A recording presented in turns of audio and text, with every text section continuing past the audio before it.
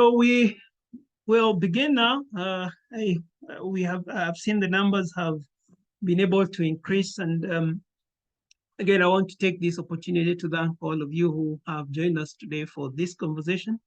My name is Charles Mwangi. I'm the Acting Director, Space Sector and Technology Development at the Kenya Space Agency. And on this webinar series, we've been working closely with Radiant Earth, Place, Spatial Collective, and DevGlobal. And the intention for having this webinar series was to build capacity on the different elements of involved in data collection and how you label the data, and then also how you can utilize the labeled data to train models. And today we'll have the conversation on how the data we were collecting drone data, how that can be using to map out where the buildings are, or what you call the building footprint.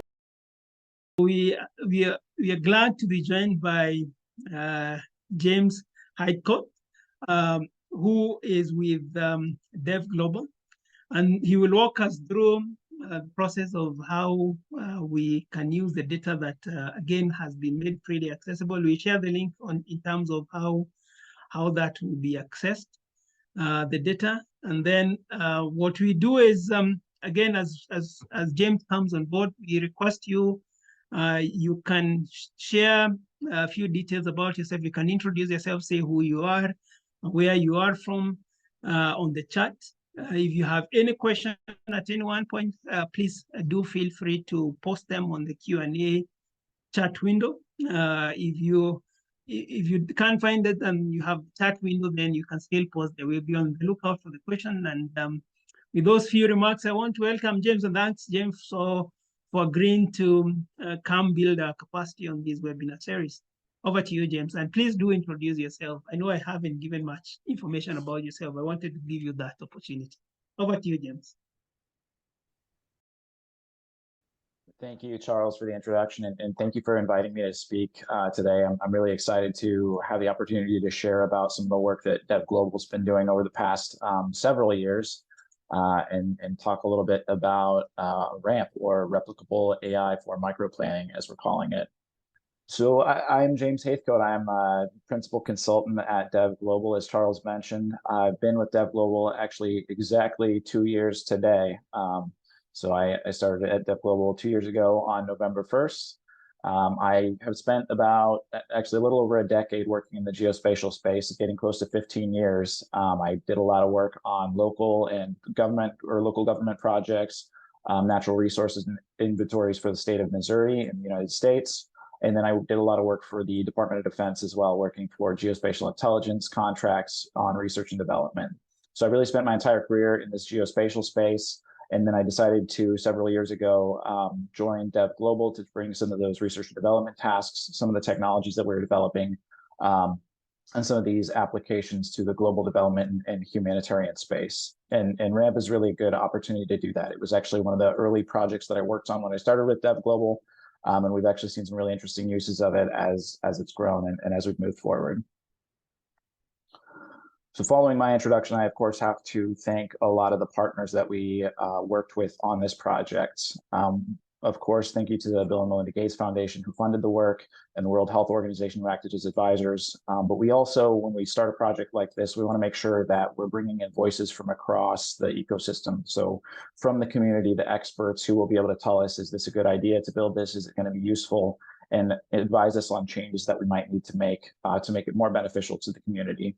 I'll especially call out the top three. Radiant Earth Foundation was a critical partner, not only in helping us to manage the data labeling, which was an enormous undertaking, but also they are hosting all of our label data and our model weights on their Radiant ML Hub, and I'll talk more about that later. Takadam was a partner who actually did a lot of the manual data labeling for our training our models, and they produced over 1.2 million curated labels for this project. And then, of course, Development Seed, who provided technical expertise along the way and helped us to do some really cool things that we otherwise would not have been able to do. So what are we going to talk about today? Well, my intention is to give you a little bit of a project background on RAMP. What is it? Where did it come from? Why do we think it's important? I'd like to walk you through the RAMP process to set some expectations on what's actually required to run a machine learning model like this. It's open source, but what's the resource need to do something like this? We're going to get into the RAMP code base a little bit. I'll talk through what it's included there, and we'll actually get into some hands-on examples as we work through it. Then we'll get into the fun stuff. We'll actually get to set up the RAMP environment on Google Colab. We will run inference with our baseline model, so actually generate some building footprints with the pre-trained baseline model to see how well it performs. We'll set up a fine-tuning or localization of that baseline model, and then evaluate those results against our baseline model outputs. We'll talk about post-processing for just a few minutes, and then a little bit about interpreting outputs and performance, and hopefully have some time for questions at the end. What is RAMP? Very simply put, RAMP is an open source machine learning model for extracting building footprints from high resolution satellite imagery. Now, we know that we're not the first people to do this. And in fact, there's some very good recent examples of models that do this extremely well at scale and produce really good outputs. But our intention wasn't necessarily to build the most cutting edge or most advanced model or have the best ability to generalize. Rather, our focus was on taking some of these tools that exist within the commercial sector within these entities that have a lot of resources, a lot of deep technical expertise, a lot of data scientists, to take some of those tools that they're already using, but make it more accessible. So put these tools in the hands of the decision makers so that they can have transparency in the process, so they can generate data on demand, and they're not relying on these larger organizations to generate building footprints for them. Which brings up the question, why building footprints? Why are they important? RAMP started during COVID-19. So it was initially kicked off at kind of the peak of COVID-19. So our initial focus was on global health. We were focused on vaccine delivery, micro-planning. Do we understand where populations live well enough to be able to effectively plan these campaigns? And can we improve that data so that we can reach more people? We can optimize the placement of health facilities, understand the impact of health interventions a little bit better. But we see the application of building footprints kind of across the spectrum of global development and humanitarian problems. We can talk about climate resilience, the impact of natural disasters on infrastructure and human lives. We can look at renewable energy, being able to better predict and plan for load and demand across different settlement areas. Regenerative agriculture, looking at the impact of urbanization on agriculture, among many, many other applications. And I'm sure even within the group that we have attending today, there's probably many applications for building footprints. So it's one that we can consider foundational for global development purposes, for humanitarian purposes, and it seemed like a really good fit for the needs that we were facing at the time and long term. Now, of course, when you decide that you're going to build something that's going to be open source, there's a number of challenges that come along with this. And I'll talk through some of these challenges and kind of our approach to solving them. And I'll preface this by saying that we haven't solved these completely by any means, but we've taken our best effort to overcome some of these challenges and to help those that are using these tools to overcome these challenges. The first of these, and it's probably the first thing in your mind if you work in the geospatial field, is imagery acquisition. We train the model over high resolution 30 to 50 centimeter satellite data, or 30 to 50 centimeter resolution satellite data. And that can be very, very expensive. So when you're working with commercial suppliers, it can be hard to even start a project because it's just cost prohibitive. So for the RAMP model and all of the work that we did on it, we relied completely on open source imagery. We pulled primarily from Maxar's open data program to build out our label training data, to do our testing, and to actually compile those and make them available. Of course, Maxar's open data program, they release in response to crises. So it very likely doesn't cover your area of interest, or it doesn't maintain the currency or the temporal accuracy that you need for your use case. So along with that, understanding that that's not going to fit the needs for a lot of people's use cases, we work to develop some processes for helping organizations to partner with other larger entities to gain access to these commercial imagery providers, and talk through or develop some strategies for pooling demand to gain access to these. Additionally, what we've actually been seeing as kind of a more common application is the use of drone imagery or aerial imagery with the RAMP models. So while we've trained on 30 to 50 centimeter, and that's what our baseline machine learning models have been trained on, we have successfully in the past, and actually we're going to do it again today, We have successfully resampled that into the 30 centimeter range and then deployed the ramp model with really excellent results. So that is also helping to solve that imagery acquisition question for us. If you've worked with machine learning at all, you know that training data is one of the most challenging parts of the process. It's very time consuming to label large quantities of data. And then it's really hard if you're pulling those data sources from other places, it's really hard to be able to rely on the quality of those while you're training your models. So that was a big focus of the RAMP project. As I mentioned, with Takadam and Radiant Earth Foundation, we labeled over 1.2 million buildings. And we manually curated almost all of those. I think that we've got 2 tiers of data, one that's been completely manually curated and the rest that were collected along some very stringent criteria, some very strict criteria that we had for how labeling was to be done. And what that's allowed us to do is train these baseline models on millions of samples so that to localize it or to increase its performance on your specific region, it only requires a couple thousand samples to be able to do that, which greatly reduces the load of the training data development. Another big roadblock in this space is the hardware that's required. So often when you're trying to deploy a large machine learning model, you need access to pretty sophisticated compute infrastructure. You might need really high quality GPUs or a pretty complicated cloud environment to make this run. But we didn't want that to be the case. We didn't want the hardware to be a restriction or a barrier to be able to run these models. So we focused on making the models really lightweight. But we also looked at different ways that we could deploy this. So minimally, what you would need to run the RAMP model is a machine with a CUDA-enabled GPU.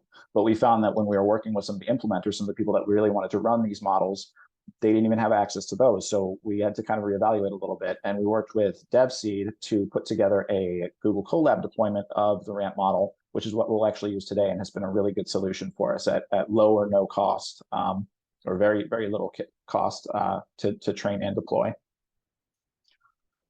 Then there's model development. As I mentioned, a lot of these larger organizations that have the capacity to build these sophisticated machine learning models rely on a giant team of data scientists or PhDs. I'm not a data scientist, but I would love to be able to deploy these models. And that was kind of my thinking going into this, is I'd really love to be able to utilize these tools without needing a data scientist or data science degree. So our intention here was that along with releasing the model weights that relieve a lot of the burden of this large training process, we really leaned into documentation. So you'll find all across the RAMP website, which I'll share in a little bit, that we documented everything meticulously. So if you want to run the model, if you want to retrain it, if you want to look at best practices for creating training data, it's all there and you can access it without having to have a data science degree or deep technical background. Then, of course, the building digitization itself. So are the models generating reliable outputs?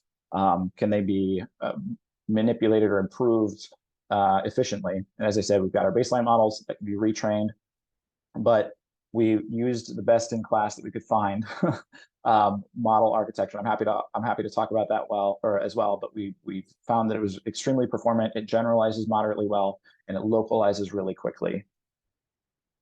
And then the last part is the decision making, and this is really what this is all in pursuit of: is creating building footprints to enable faster and more effective decision making. And our approach to decision making is to put the tools in the hands of the people that are making decisions. So how can we build trust in machine learning models? How can we build trust in the outputs? It's by creating that transparency that allows the users, the decision makers, to actually run the tools and evaluate the inputs and outputs themselves. So that's all the things that we've kind of encountered throughout this process. But what does the RAMP project actually include? What does it provide? So the full code base, it's all available for free. It's open sourced.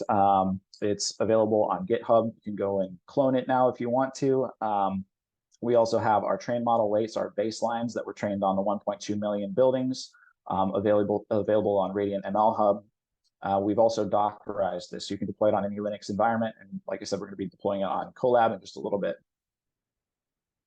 Of course, all our high quality labeled data, we spent a lot of time tediously looking over that, making sure it met our criteria so you can use it to train your own models, or you can replicate the process that we did and kind of pressure test us, make sure that we're doing things properly and find places to improve. Also available on Radiant ML Hub. We developed a slew of production tools, and we won't get into those too much, but they're all available in the code base and documented on RAMP's website as well.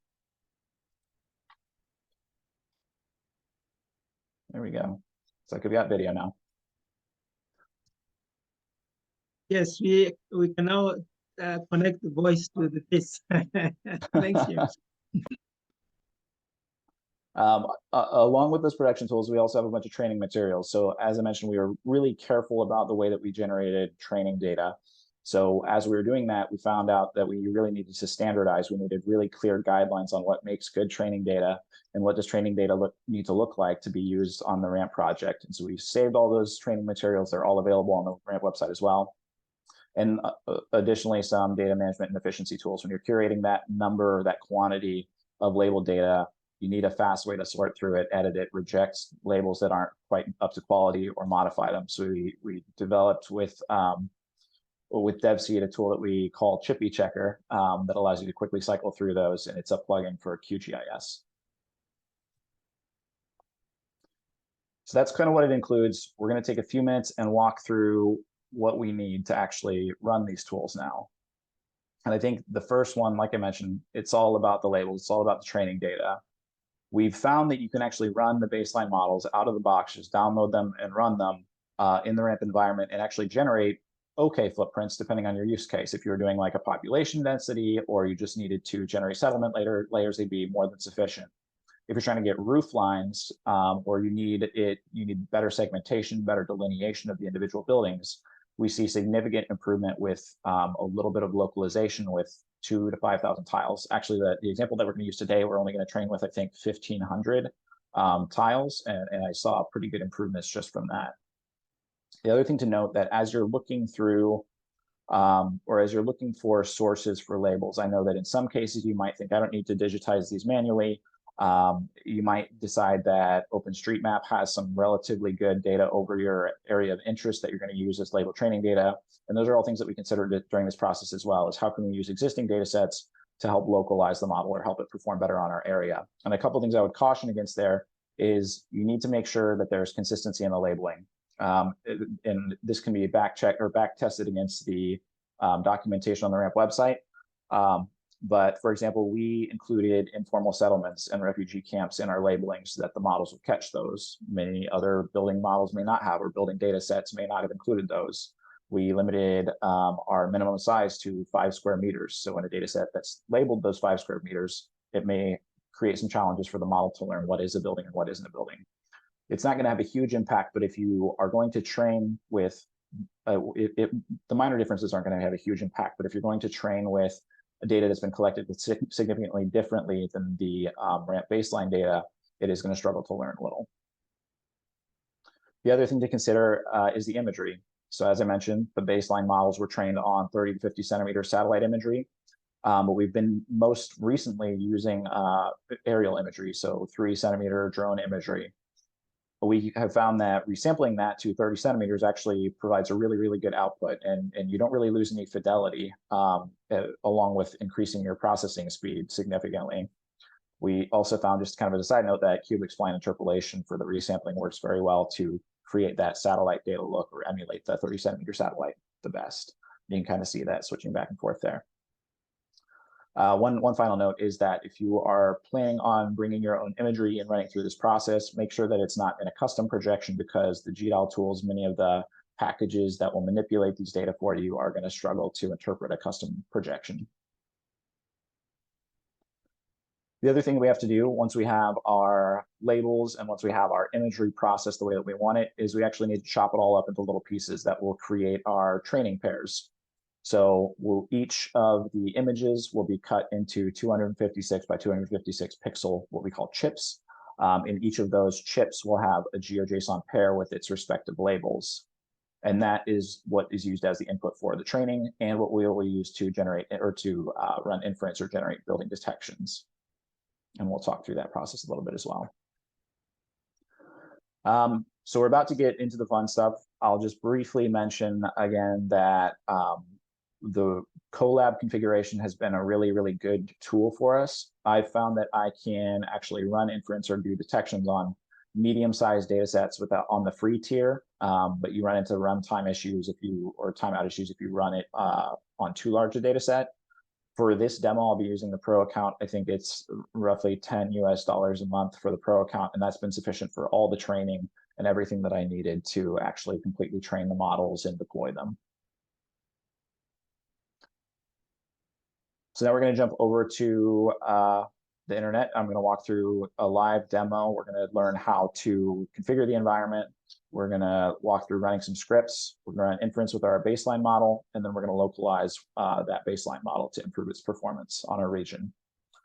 And before I do too much with the actual development, or before we actually set up our environment, I want to point everyone to the RAMP website. So everything that I'll be walking through today is on the RAMP website, whether you need to go to the RAMP GitHub, you want to download the training data or the baseline model weights, those can all be accessed from here, and this will point you to the Radiant ML Hub site. All the documentation is on the website. I can zoom in a little bit here. Our model card, which gives a look into the kind of the overview of the model development process, the architecture, some of the ethical considerations around a model like this and deploying it openly. You can get more information on our advisors that I listed out at the beginning of this and some use cases. For this, we're probably going to spend most of our time in docs, and that'll probably be the most useful resource. And I'll kind of pop back between this and the work that we're doing to show you where these pieces of information live in the documentation. And we'll get started here. So you see on the documentation, there's this place called RAMP on Google Colab, and that's what we're going to be doing today. So I'll preface this by saying that a lot of these steps I've already run through for the sake of time. We've only got an hour and a half here, so I want to make sure that we can get through some of the fun stuff. But again, it is very well documented. So if you feel like I'm going too fast, or if you feel like you missed something, please visit the site, look at the documentation. Feel free to reach out to me with questions, but don't feel like you have to take very meticulous notes, because it's all documented here as well. So we'll start off with our RAMP on Google Colab. We see that the first step is to download a Jupyter notebook that will help us to configure our Google Colab environment to launch Jupyter Lab. So where that takes us to is our GitHub page.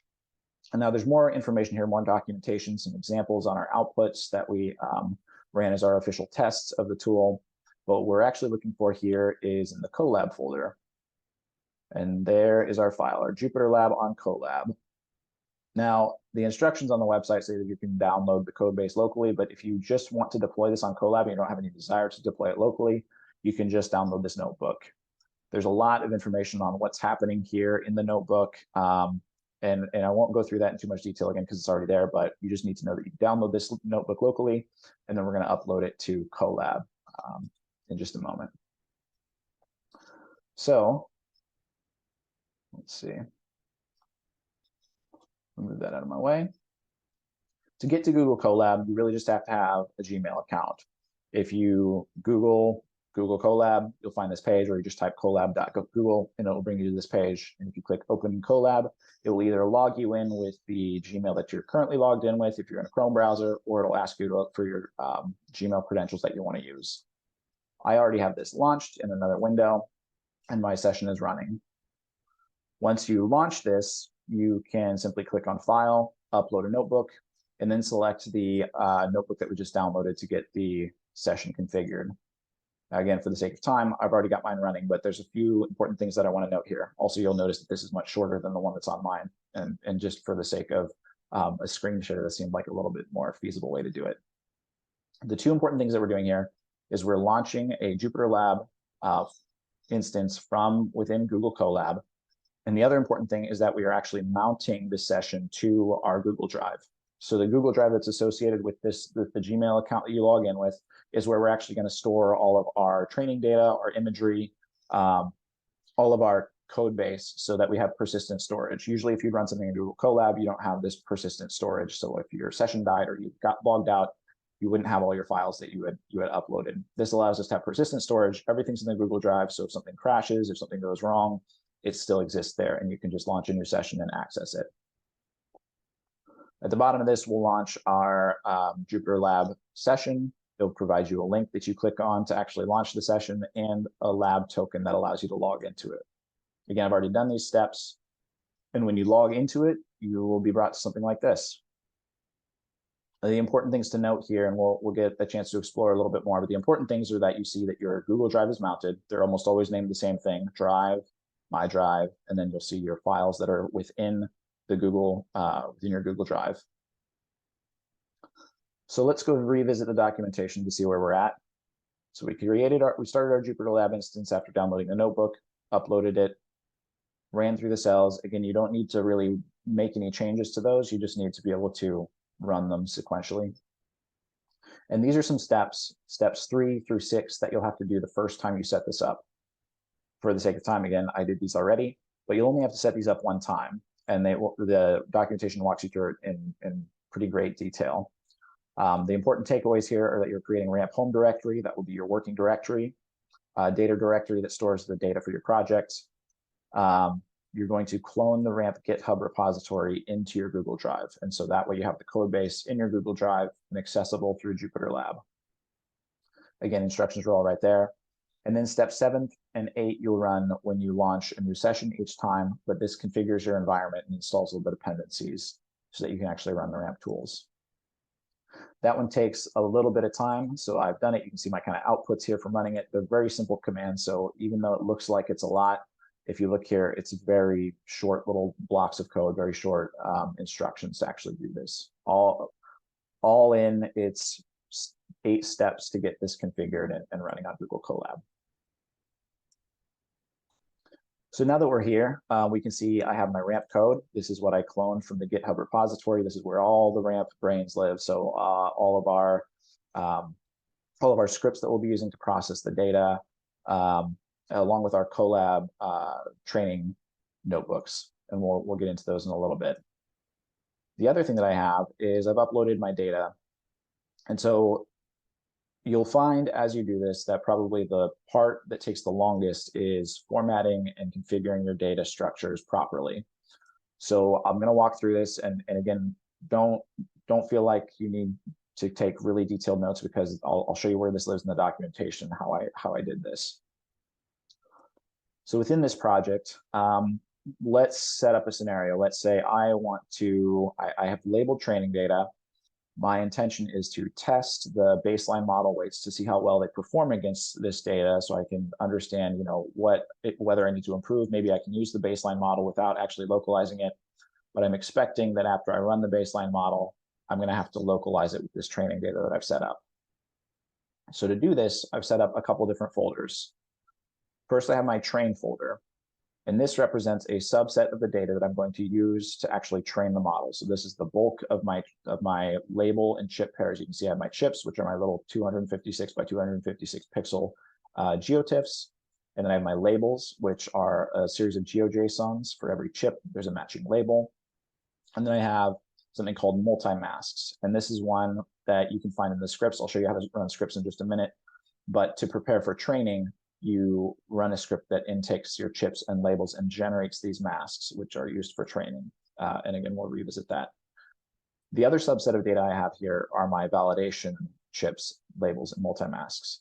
So what these are is just a little handful of data that I've held out so that when I'm training the model, I can test the model as it's learning on this little held out data set to see how it's doing over time, evaluate its performance, and make adjustments as it trains. It can also report back to me and say, report the loss, report whether it's getting any smarter, whether it's learning, or whether it's stopped learning. One other really important subset I have for my data, and if you work in machine learning, you're very familiar with this, is my test data. So these are chips that I have labeled, but I am completely excluding from the training process, so that I can test the model on data that it's never seen. If we were to include this in our training set, it would just memorize it and it would perform magnificently, probably way too well. But we want to see how it actually performs on new data that's never seen. So these ones in the test folder are being held out so that once I've trained my model, I can see how well it actually performs on my data. Let's go back to the documentation for a minute so you can see where this all takes place. As I mentioned, this is kind of the more tedious part of setting these things up, but it's all very well documented. So we walk through what the data structure needs to look like, how you can set up actually multiple different AOIs or regions of interest to run at once, how to actually select which data you're holding out for test data, and then how to run the scripts that allow you to split your validation and your training data evenly based on percentages. So that's all here. I encourage you to peruse it. It does take a little bit of time, but it's mostly just following the steps. For now, though, since I have my data, I know, like I said, that I want to run the baseline model weights on some of my data just to see how well it performs. So since we know that we'll be using our test data to test the model that we are going to localize or train with our additional training data, we'll just test our baseline model weights against the test data that we've held out. So you can see here, I have my model folder, and this is the pre-trained model weights folder. So you can download this from Radiant ML Hub and actually test it the way that we're about to. So when I arrive at a situation like this where I know that I have my data in place and I know what I want to do, again, you can select the documentation, and it should help you out. And if it doesn't, let us know, and we'll try to improve it. We'll go to the running the model section. So let's see, we know that we have already structured our data properly. The imagery is tiled. So we want to actually generate predictions. So we run down here, we run mask prediction from image chips is the step that we're ready for. And we see that we need to run a script called get model predictions. And that lives in ramp code scripts. It also looks like it takes in 3 parameters. So the first one is mod, which is the path to the model that we want to use. The next is the input directory, which will be our test chips that we want to run the model over. And then our output directory, which is one that doesn't exist yet, but we'll create a predicted masks folder to hold our outputs. So let's go back here. First, let's make sure that we actually have the script that we're supposed to have. So we'll go into our ramp code. It was in scripts, and we're looking for get model predictions. So there it is. Let's navigate back to our data folder.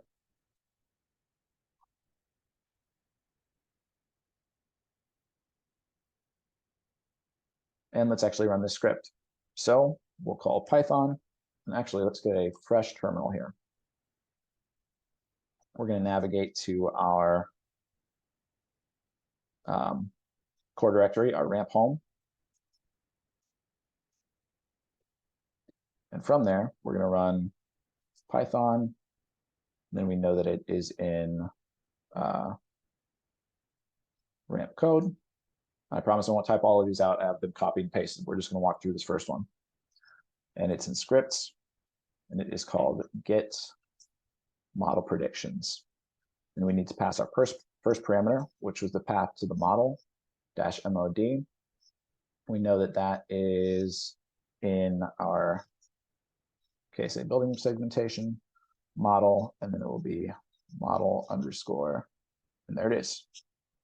And our next parameter is our input directory, which is our test chips, because we don't need the labels or multi-masks, because we're just testing the model to see if it actually can detect buildings from our chips. So we'll say our input directory is KSA building segmentation, and then it's in data, test, and chips. And our final one is our output directory, and we will just say that that is, we'll label it predicted masks, or we'll call it baseline predicted masks. We are in data, test, and then let's see.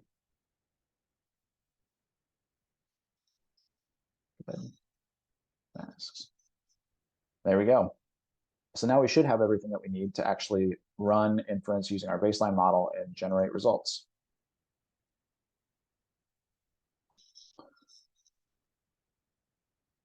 So while that runs, let's talk a little bit about what we're expecting to see here.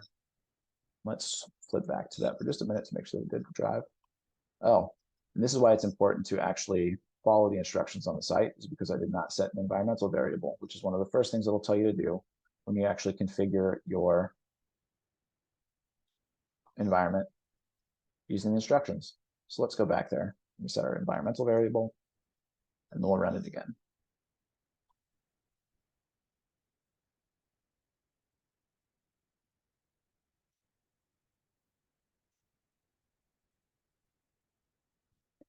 Make sure that gets going.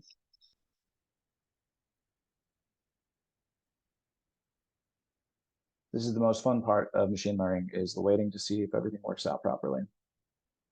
Looks like it's going to get going. We'll check back on it in just a second. It'll only take a few minutes. So what are we expecting to see? Like I said, we're running the baseline model to establish a benchmark for performance. I usually do this first just to see if it performs really well. Maybe we don't need to do this fine-tuning process or this localization process, or maybe we can identify some trends where it's really falling short, or certain types of buildings or environments that is really underperforming and that we can supplement our labeled data set for the localization in. We're kind of expecting that it's not going to look great. It'll probably miss some pieces of buildings because it's trying to generalize to new geographies it hasn't seen before. But it really depends on your use case of what fidelity you need. Either way, it will allow us to evaluate how our model progresses as we start fine-tuning or the localization. As we're running the script right now, it's actually generating not polygons like we had as our input for labels, but it's actually generating raster masks. And so what it's doing is it's creating these masks that will, they actually have 4 classes. They denote non-building, building interior, building boundary, and then adjacent buildings to help with segmentation. So where 2 buildings are touching, that's its own class. So we're going to do another step after we actually generate those masks to turn them into polygons and then stitch them all back into a single file. So we don't have 200 files that we have to go and load independently when we want to look at them. And you can kind of see, we'll do a comparison kind of like this, where the blue might be our baseline model outputs. The green are the truth labels. We can maybe do some manipulation to say filter out things that are really small. If, for example, you wanted to use the baseline outputs and you didn't have the time to do any retraining, you can do some filtering based on size or your criteria. And then there's other post-processing types that you can do, like orthogonalization to make the buildings a little bit more square. So there's things you can do to improve the baseline model outputs if you don't want to go through the training process. But for our use case today, we do want to go through it. So there we go. It looks like we have run inference and we have generated building footprints over our area of interest. So now we have what we expected, our baseline prediction masks. These are just a bunch of geotiffs that have those 4 classes in them. So the next thing we have to do is we have to run a script to turn those into our polygons and stitch them together. So let's go and see how we do that. This will likely be in our running the model step. Oops, my computer's running a little bit slow. So let's see, we ran our mask predictions.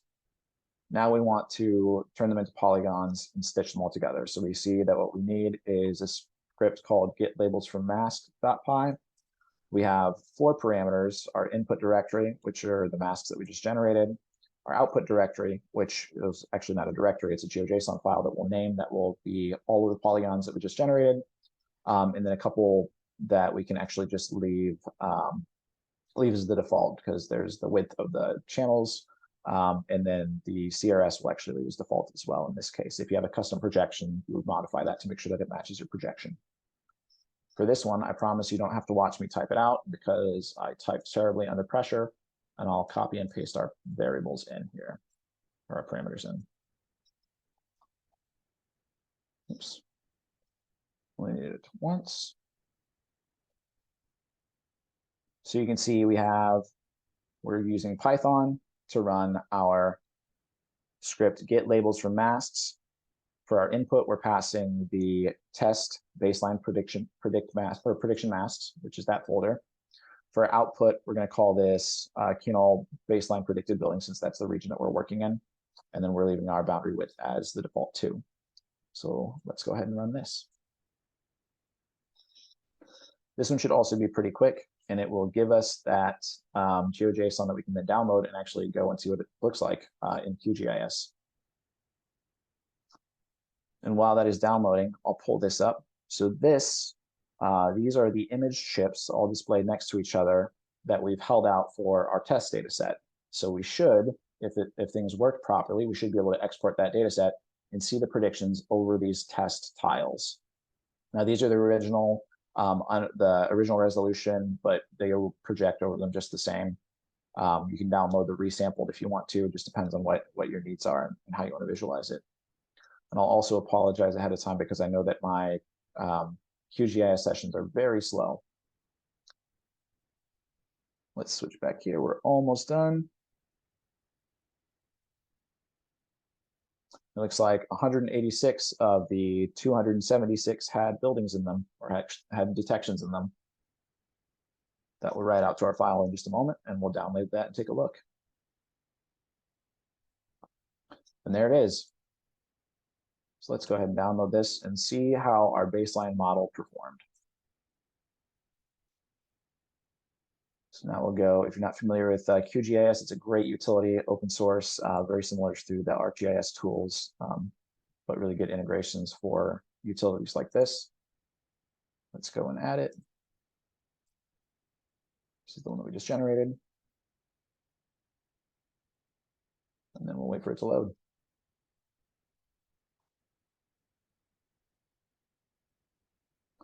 All right, let's change that to something that's a little bit easier to see.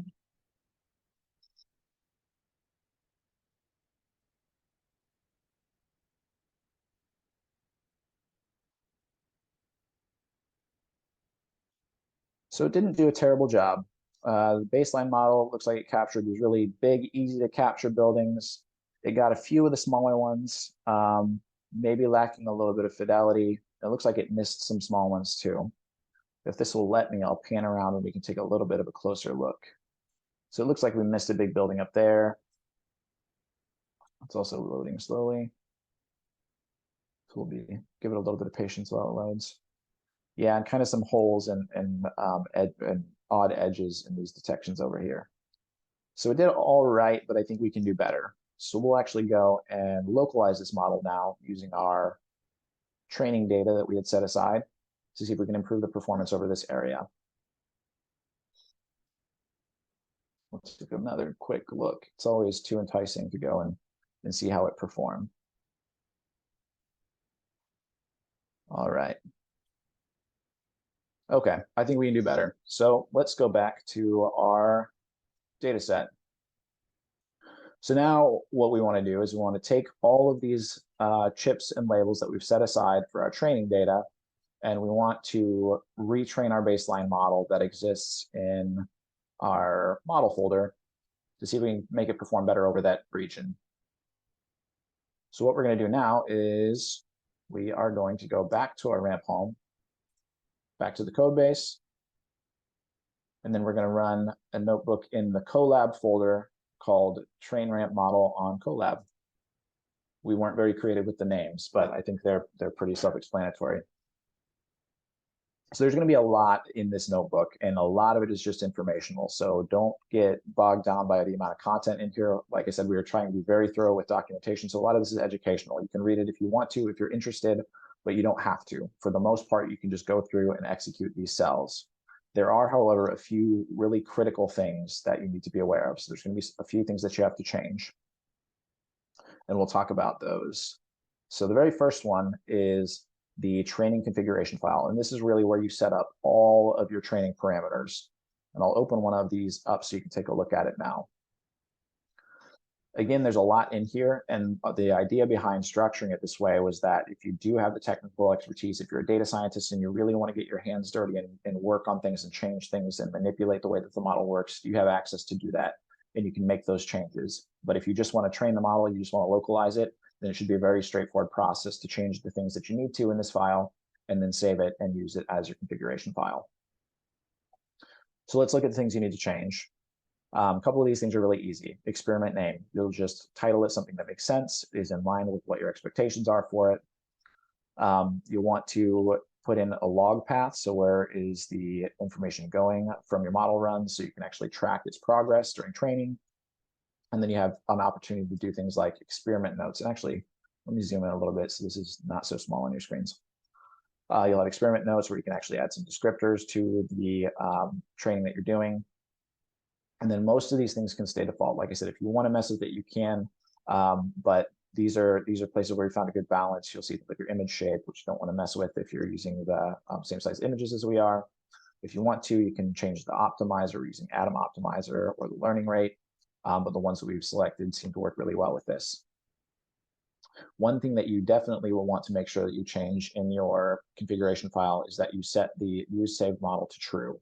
And this is because we're not training from scratch on the million labels that we have. We're just going to use a small subset and build on that existing baseline model with what we have. So you'll want to make sure you set that to true and your save optimizer state to true. And those will be in the documentation as well. But that's how you use a baseline model and continue to train on top of that. You have options for augmentation. Again, all these things you can pretty much leave as the defaults. There is also early stopping. So if at a certain point the model stops learning for a period of time, it will end the process and just save out the best performing model instead of just running through all the epochs or all the training cycles that you've specified for it.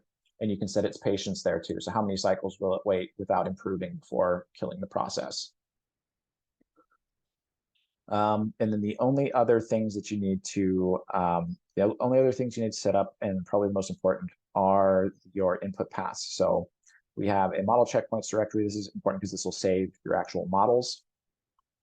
So you just pass the directory within your Jupyter lab environment that you want the model to be saved to. And then the single most important thing, and I scrolled by it, I don't know why I did, the single most important thing is that we need to be able to pass our paths to the training data in. So you'll see I've already done that here. Our training image directory is KSA building segmentation data, train, and chips. And then of course we have our multi-masks, our validation chips, on our validation multi-masks. And those are critical for actually training the model because that's what it's going to be pulling from to learn from.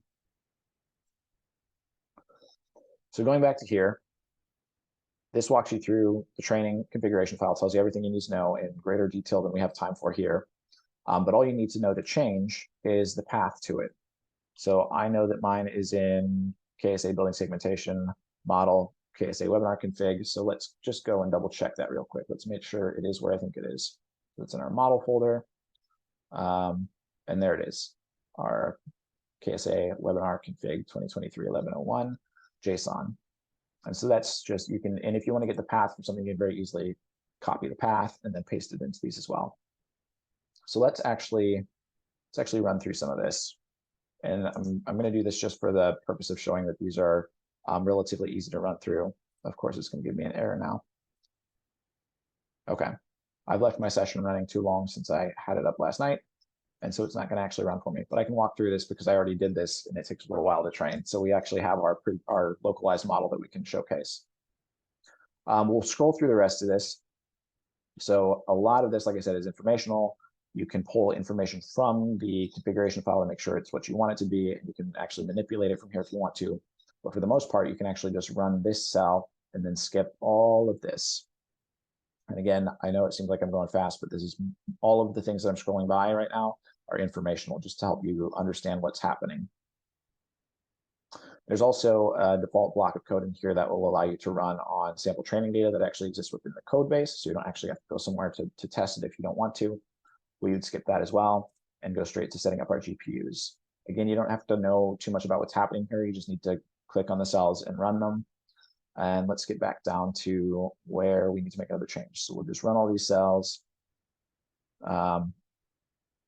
construct our model, preparing the training data, which actually reads in all those paths that we had specified in the configuration file, set up any augmentations we want, runtime parameters, training and validation data feeds, all the callbacks. That's what all that list of information up there was defining all the callbacks. Our early stopping, which we specified in our configuration file. And then we actually get to train the model. And so I actually have the training run that I did last night up here, so you can actually see how the model trained from yesterday. So you'll just see these kind of stack up on each other. I set my epochs to 1,000, which means you go through the data set, training data set 1,000 times. And what we can watch is we want to see the loss decrease. We want to see our sparse categorical accuracy increase. And you can see those in greater detail down here to a higher specification. And then we can also see our validation loss. And so what's that's showing us is if it's learning on the validation data, those little held out validation test sets that we're doing. So it's learning a little bit, and then it's testing itself against the validation data. So we can see both its loss in training, its sparse categorical accuracy, which you can read as a percentage, and then also how well it's performing on our little held out test set. And you can see that it continues to go down. So our loss keeps going down here. And I think it actually saved one around, probably around epoch 16, and that's the one that it went with. So even though it trained for another 50 epochs, because I had my patience set to 50, it didn't learn a whole lot past there. So the training process was actually really quick. And if I had known that it could learn that quickly with that amount of data, I probably would have set my epochs to a little bit lower, or my patience to a little bit lower. Regardless, this is exactly what happened when I fine-tuned or localized the model with our training data last night. And so now we can actually go and take a look at what that looks like in QGIS. Again, this took probably an hour to run that, so we're not going to do that on this call. But for the most part, it's making those updates that I mentioned, then running those cells. So we're going to go ahead and turn on our fine-tuned outputs, which are represented by these green hashes. And let's also turn on our truth labels. So right now, the red are our truth labels for the entire data set. And you can see that it falls outside of this imagery because this is just our test set. Remember, this is just a little set that we held out to actually run our inference on. Of course, we have the labels for the rest of the data set. And then our green outlines are from our fine-tuned model, our localized model. And the blue lines, which are a little hard to distinguish from them right now, are from our baseline model. Let's go ahead and make this a little bit easier to see as well, or easier to distinguish.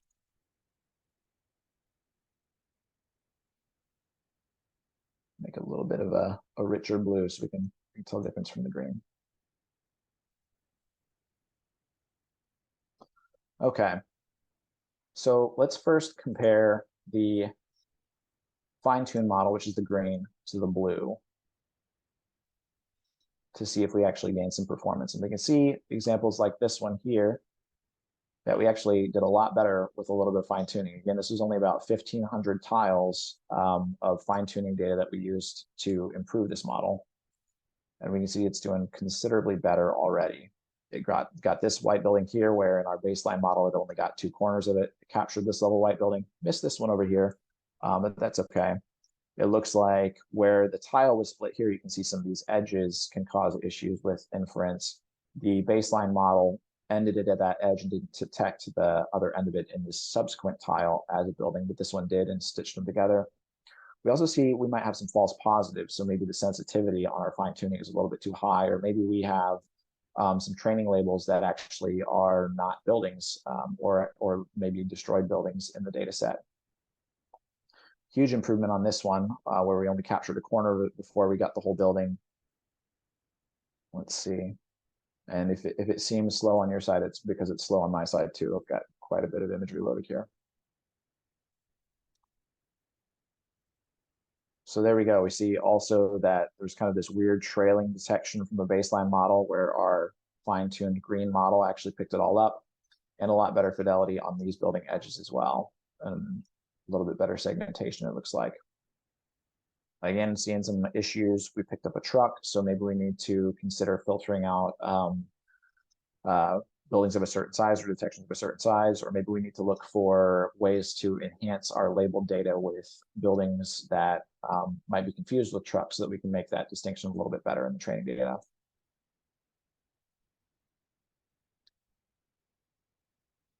We'll pan around this for one more second, and then I'm going to jump back to the slides. Then we'll actually have some time for questions, I hope. Let's take a look at, now let's compare our actual results against the truth data. So we'll turn off our baseline results. We know that our fine-tuned results are better, but let's look at it against the truth data, the actual manually labeled data. So it looks like we did okay. Definitely picked up a few more buildings that may or may not be buildings in some cases. Some of our edges aren't as clean. And again, there's a lot of post-processing things you can do to help clean up the edges after the detections are made, since they are a little bit wobbly. In this case, it looks like we picked up some parking lot where the building perhaps blended into it. Let's actually zoom out and get a kind of a high level of how well we did at capturing the buildings that were labeled.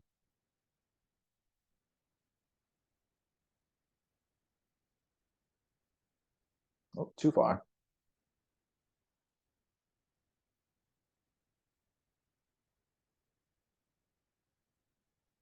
There we go. This should be about a good level.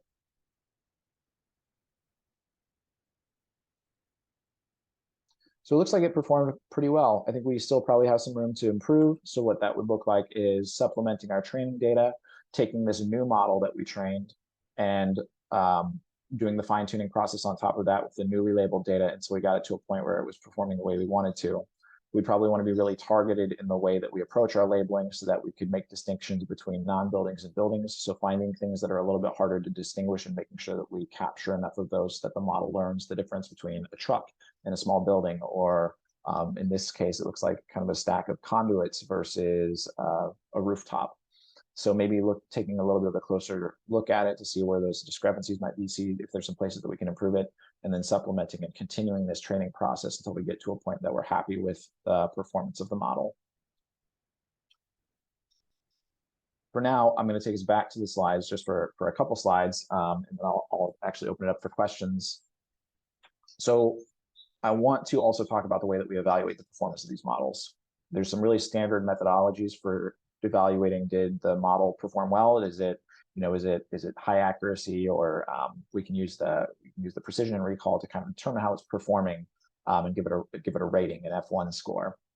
What we found with the ramp models was that variations in the way that data was labeled actually led to really misleading F1 scores. So this is still a really good way to kind of get a good idea of how your model is performing. And there's a script that can be run on your outputs, and it then takes your detections and your truth labels and compares them to one another to see how well your model is performing.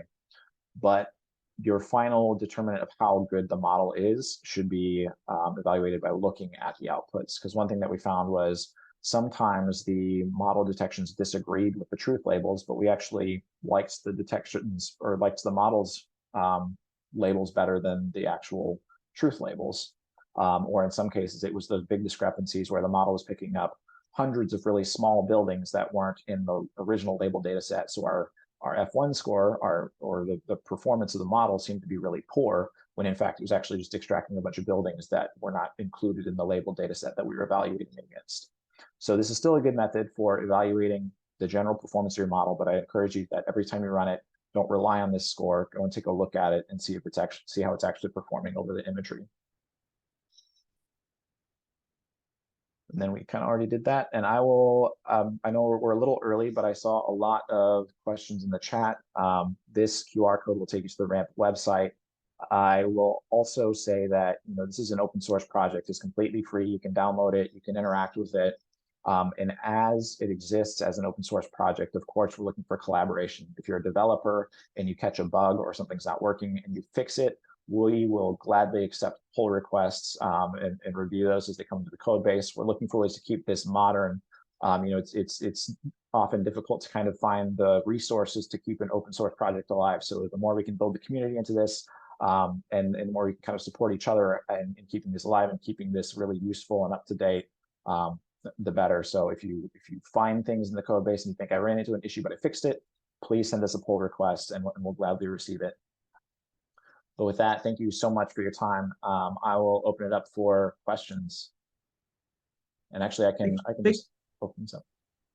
Yeah, thank you, James, for that deep dive. And again, but well laid out presentation and purely hands-on. Again, we have shared the resources that are available from you from the website. And we welcome questions there. I have not seen any question that is technical so far, but we want to encourage the participants.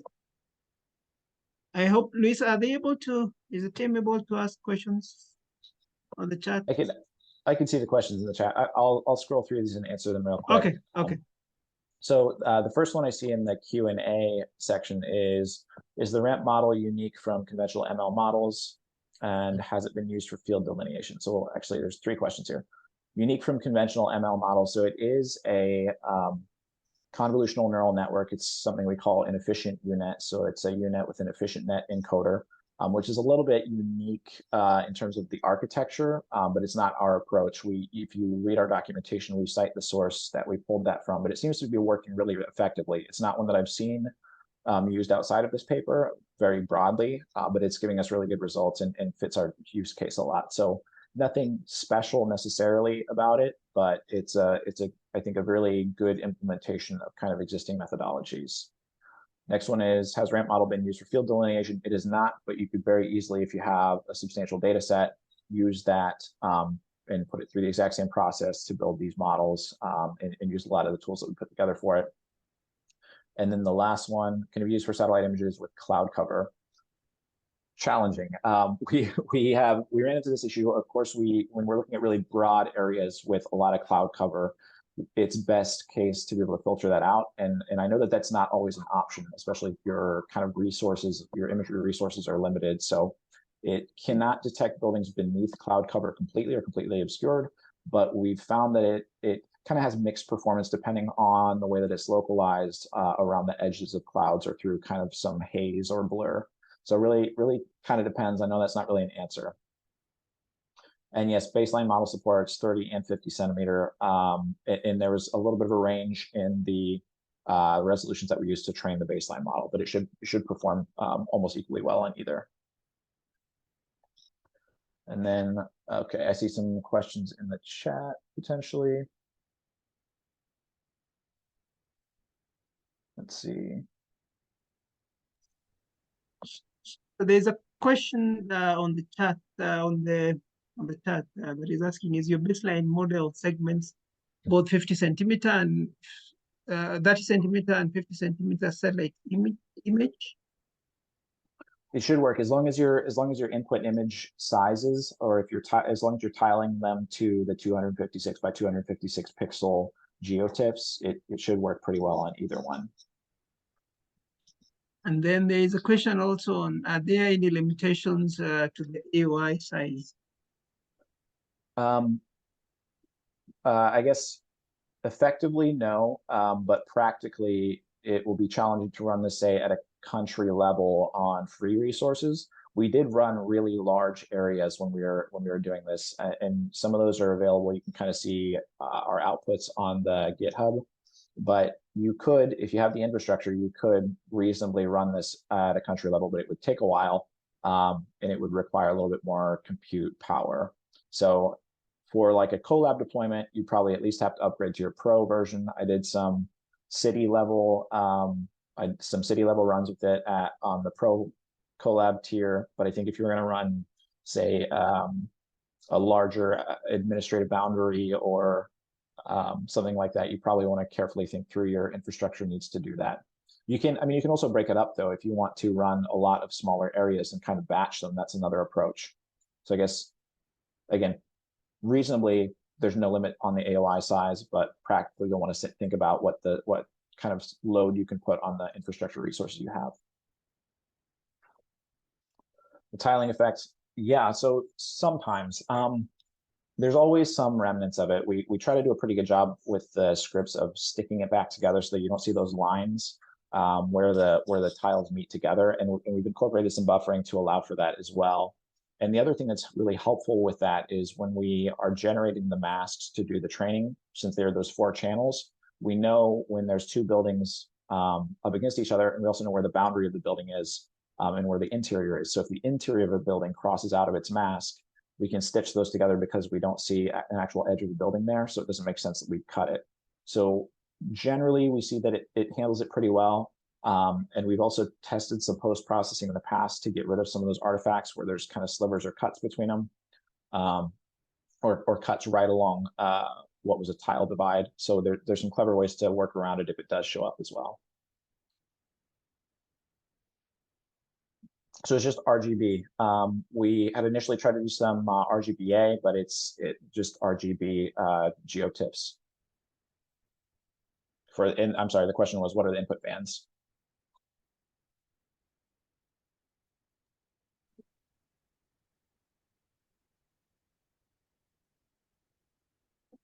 I also don't see what. Okay, please. Yeah, so really looking for opportunities to do this.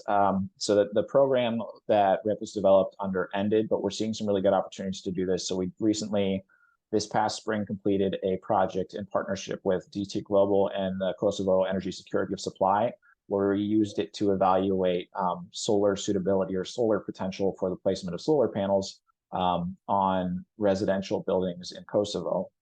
So there's a lot of interesting things that came out of that in terms of how it could be applied. We also have some ideas for partnerships to bring this kind of to a few other areas in the global development space. So we have plans on improving and making this a little bit better, but as of now, it exists as an open source resource, and we're looking for those kind of good use cases and those projects where we can lean into it and continue to improve it. So I will certainly keep you posted and look for information coming from DevGlobal on any updates.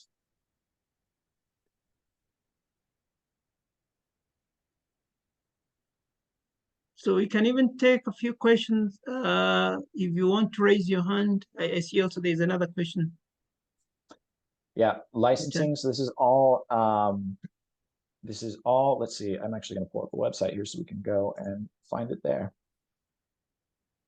This is all open source. So we tried to maintain the least restrictive license that we could.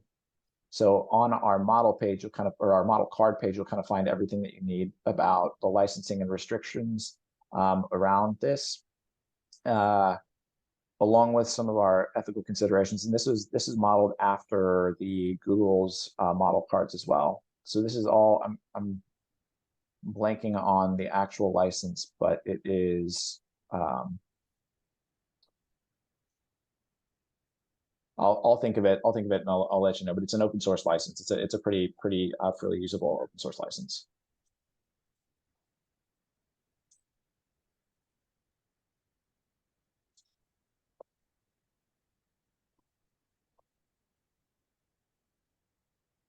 I don't see any hands raised, and I also don't see any questions from the good chats.